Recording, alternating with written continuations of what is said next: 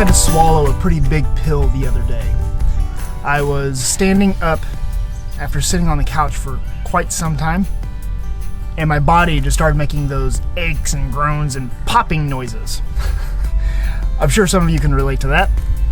And I finally had this realization that, man, I'm almost 40 years old. And I'm sure some of you are probably watching this video and just kind of like, that's not that big a deal. Like, just wait, man, it gets worse, right? But for me, that kind of was a big deal, a turning point, I guess, in my mind.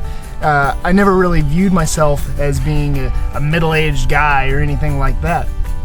I think I saw me being different by the time I was 40 years old.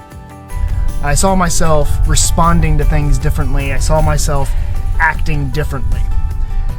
Now, even though I think by the grace of God, I have changed a lot.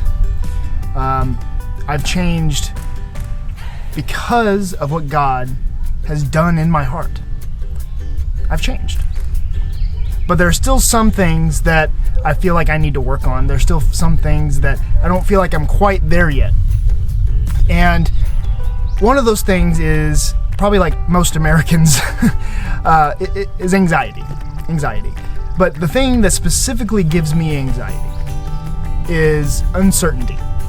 The idea that I have no idea what's going to happen. I am a planner at heart. It makes me feel comfortable, it makes me feel at ease, and it makes me feel peace. Now, here's the thing. The Bible kind of teaches you that's not really what peace is. That's not the source of peace. That's not right. That is trusting in yourself instead of trusting in an understanding that only comes from complete knowledge of who God is. So I wanted to do a video about uncertainty and how, honestly, uncertainty is like the only thing that's certain in life, if you think of it, right? There may be some of you right now that are watching this video and maybe you're anxious and you're uneasy about things. You don't know where life is going. You don't know what God has planned for you.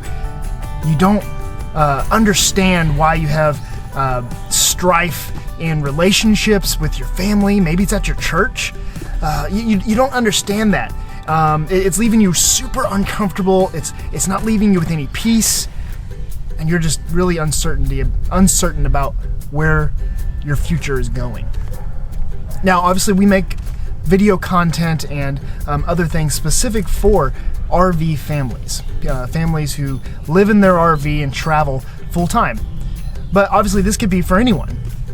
But specifically speaking to the traveling families, I know that I've spoken with several of you, and one thing that we hear a lot is, I know God has called me to this lifestyle, but I'm not sure why, or I'm not sure what to do with it. And maybe you feel that way. Maybe you feel a little uncertain.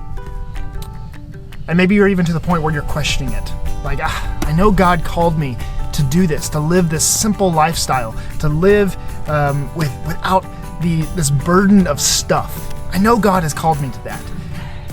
But I don't know what to do with it. Where am I supposed to go? What am I supposed to do with this calling that I feel on my life? Well, today's devotion, I want to go ahead and read out of Hebrews chapter 11, and we're going to read verse 1 real quick. Now, faith is the assurance of things hoped for. I'm going to stop right there for just a second, because I love the way that this is worded.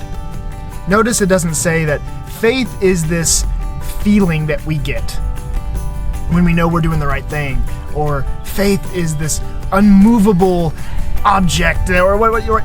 No, I love the one word in this line: assurance. Assurance. Faith is the assurance of things hoped for. Well, what do we hope for? Well, if you read the back of the book, the Holy Bible, if you read that, you know that our hope lies in a new world.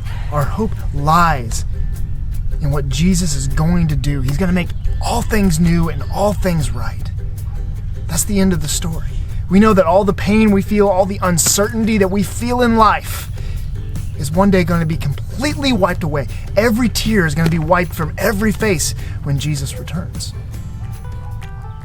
That's what we hope for. That's the thing we hope in most.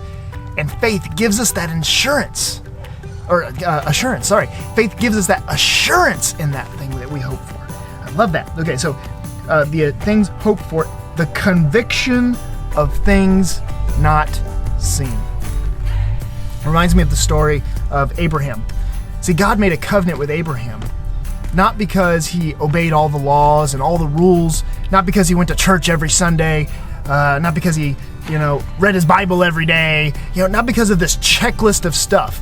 No, see, Abraham was made righteous by his faith, by his assurance that he trusted God, that he knew. See, God made him a promise of so many sons and family, right, that would outnumber the stars, and they would take over the promised land and all this, right? God made a promise with Abraham, and he trusted in that promise.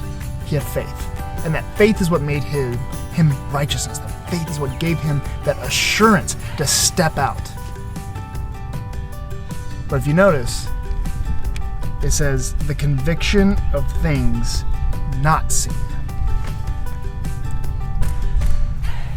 Like, I don't want the simple answer to just be, sometimes you just got to let it go. But sometimes, the things that we hope for, the things that we want that certainty with, I want to know what's going to happen tomorrow, I want to know what's going to happen in 2 weeks, those things in our lives, those barriers, those burdens that we keep, that just make us anxious, wanting to know about the future. See, they're unseen. They're things unseen. But if God has called you, if God has called you to this lifestyle, so there's another big word in there. Conviction. Conviction. So you feel that tug, you feel that conviction to do this. And your faith is what's going to see you through it.